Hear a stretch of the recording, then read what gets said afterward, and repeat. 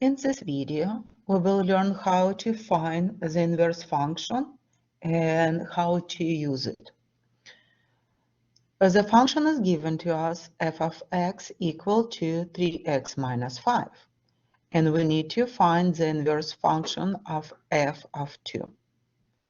First of all, we need to find the inverse function. We have f of x equal to 3x minus 5.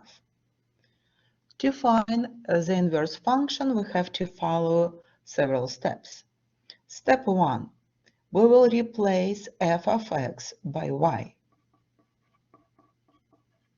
You see that instead of f of x, I use y and the right side stays the same. Step number 2, we will switch x and y. So instead of y, I will write x. Instead of x, I will write y. Next step, we need to solve the given equation for y. So we have x equal to 3y minus 5, and we need to solve for y. It means we have to have y by itself on one side. We have to add 5 to both sides first. Now we have x plus 5 is equal to 3y. We have multiplication here. To have y by itself on one side, we have to divide by 3. So we have x plus y over 3 equal to y. And the last step, we have to rewrite this equation as an inverse function f to the negative 1 of x equal to x plus 5 over 3.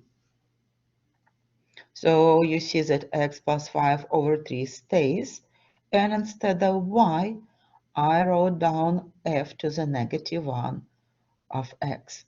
This means the inverse function of x.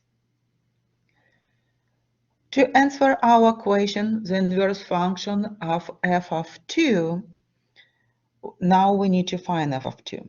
We see that it's f. It means we need to take the original function and substitute 2 for x.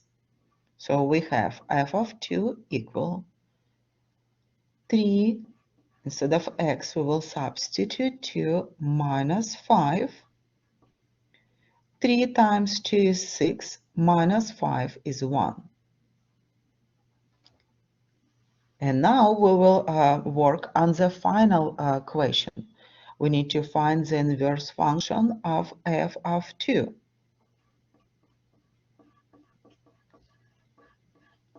But we know already that f of 2 is equal to 1. So this part is equal to 1. So we will substitute 1 instead of f of 2. Now we need to find an inverse function of 1. It means we need to use the inverse function that we found in step 1 and substitute 1 for x.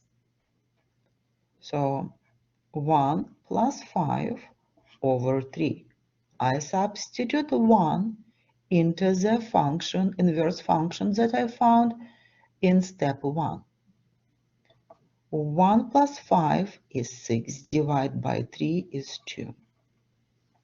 So the final answer is f to the negative 1 of f of 2 is equal to 2. And if you want to see it graphically, it will look this way. You took point 2, function f move point 2 to point 1, f of 2 is equal to 1. This is what our function f did. And if you find the inverse function correctly, it should bring you back from 1 to 2. This is what it means. We started from 2, moved to 1, and came back to 2.